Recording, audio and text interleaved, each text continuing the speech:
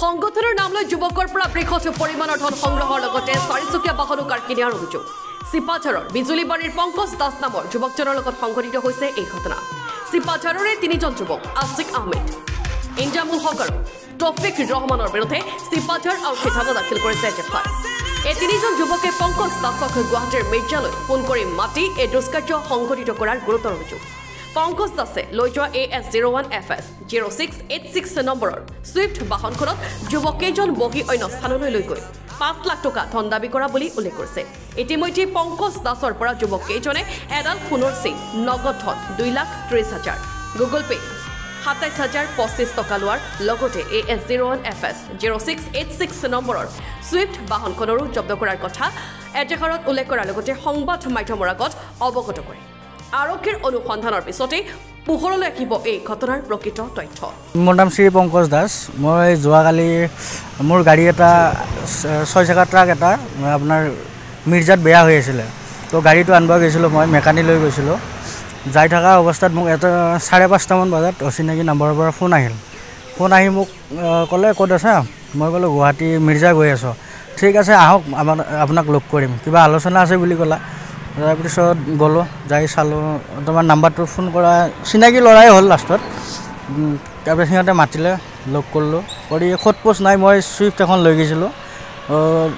4জনমান ল'ৰা আহিছে আহি খোজপোছ নাই ডাইৰেক্ট ড্ৰাইভাৰটো নুমাই দিছে মোৰ গাড়ীৰ পৰা নুমাই দি সিহঁতে উঠি ল'লে 4জন ল'ৰা মোৰ লগত উঠি ল'লে ড্ৰাইভাৰটো পিছফালে বহাই দিছে দি উঠি সিহঁতে বেলেগ জেগাত লৈ গৈছে মোক লৈ যায় পাহাৰৰ মাজত কোনোবা জেগাত লৈ গৈছে গাড়ীত ডিকিত আছিলে মোৰ 2,30,000 টকা কেছ পইচা গলত খনাৰ চেইন এডাল আছিলে তাৰপাছত চুইফ্টখন সিহঁতে লৈ গৈছে গাড়ীত পইচা দাবী কৰিছে মোক AS01FS 5686 নম্বৰ চুইফ্ট চিপাঝাৰৰ ল'ৰা আছিক আহমেদ আৰু ইনজামুল হক তোমাৰ তৌফিকুল হক এই তিনিজন ল'ৰা আৰু মিৰ্জাত লগ কৰিম কিবা আলোচনা আছে বুলি কৈ মাতিছে মোক এইটো